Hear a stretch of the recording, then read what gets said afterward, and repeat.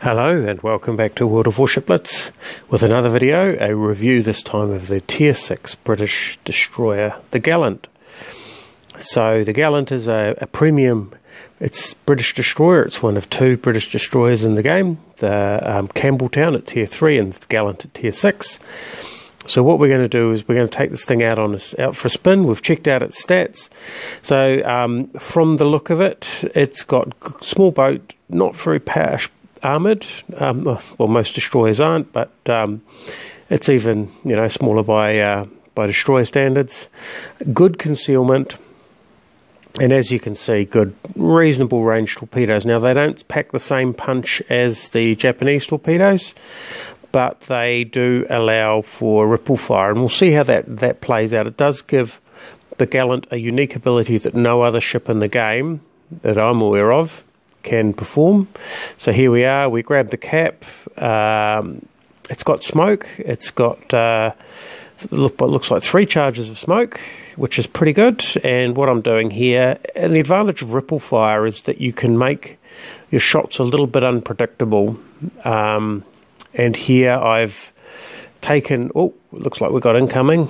By making it a little bit unpredictable, it's actually created a bit of a problem for that Königsberg. So I've taken 1 hit, he's taken 2 hits. We open fire with our guns, but our friends are helping out here. And then, we circle back around to try and see if we can get help capture the cap circle. I'm glad he wasn't firing at me because this ship is not that strong. And here we have a battleship. Looks like he's firing HE. My torpedo's 10 seconds to reload, which is a bit unfortunate. So, although they don't have the same power as the Japanese torpedoes, they have good range, not quite as far, but almost as far, but they reload fast. And here you can see we're going to be giving this guy a bit of attention, and our smoke. Now, that's one of the problems you've got with the ripple fire, is that the torpedo tubes don't reload until the last torpedo's been fired. And as you can see, I'm quite happily sailing around with 1 torpedo left in the tube, which is not ideal. In fact, if I'd known about that, I would have fired it off, particularly about now, because this guy was just asking for a torpedo. But as it is, I'm using as you can see, my guns are doing, well, they're not doing a great deal of damage, to be fair. It's, they're sort of pop guns. And we're trying to maintain our grip on that A-cap, or at least prevent the enemy from getting it. The Fubuki looks like he's given up and he's going to go round and take on our main task force. And here you can see I've realised that I've got that 1 torpedo in the tube, so I fire it off. Get rid of it so that the tube can start reloading, and I fire a denial spread. Now all that does is just means that if the Fubuki tries to get around the corner, we can hammer him. And here I am, I fire up the smoke, 37 seconds until the torpedoes reload, fire up the smoke so that I can grab the cap without being shot to bits by this October Revolution. Now I'm backing up to stay at the edge of the cap and just within his range, outside of his detection range, but within range of my torpedoes. We have the cap, and unfortunately we're not going to be able to keep it because he's pressing forward and that smoke's not going to last forever.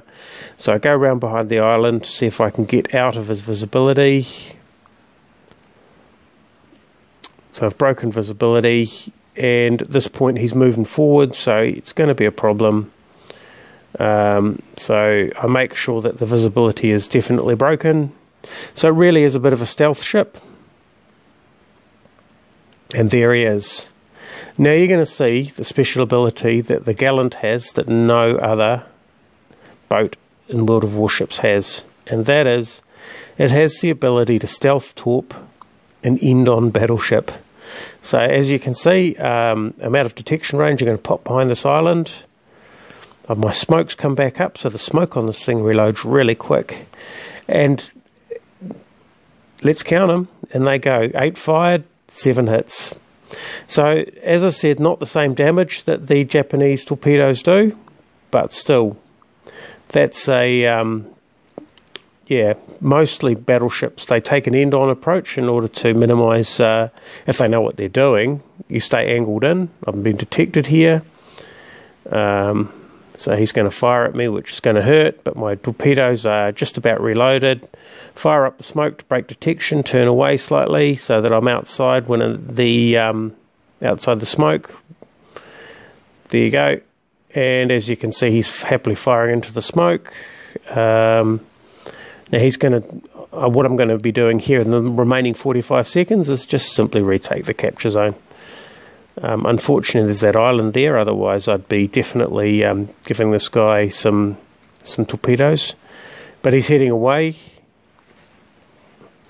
which actually is the smart thing to do in that situation. So it's a complicated boat. Now, one of the things that you'll notice there as I ripple fire, or you may not have, is that it unloads torpedoes off tubes alternately. So what it means is that if it just fired off one set of tubes at a time, you'd fire 4 and then you'd have 4 in reserve. But as it fires off both of them, in order to start the reloading process, you really need to empty them. So that's one downside with the ripple fire with this ship. Because it's so reliant on torpedoes, you don't really be wanting to be wandering around with a half load. Anyway, let's have a look at the screens afterwards to see how we did. So as you could see, mainly I was focused on the A cap, really playing a game of cat and mouse, which must have been quite frustrating for the opponent. But you know, that's the shape that the ship is in. That's the space the ship is in. So no kills, unfortunately. 30,000 damage, pretty respectable. Most of it from that head-on shot down the down the line at that October Revolution. So 9 torpedo hits, 26,000 damage from torpedoes. Main battery, yeah, well, it's not a torpedo boat. It's a torpedo boat. It's not a gunboat.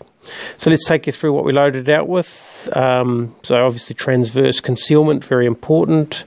The gun rotation rather than the torpedo rotation, because yeah, if you plan ahead, you never really need torpedo rotation.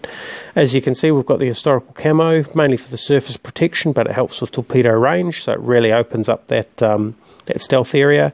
And here's what I've done with the captain. Basically, I've taken what would be a fairly standard sort of a British captain that you could use on any boat like the Leander or the Fiji or anything like that.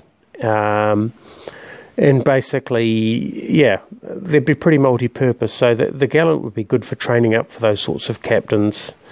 You know, so if you don't really put special abilities in, the one special that you'd put in is that smoke generator. Anyway, that's the Gallant. Hope you found that educational. Thanks for watching, and we'll catch you next time.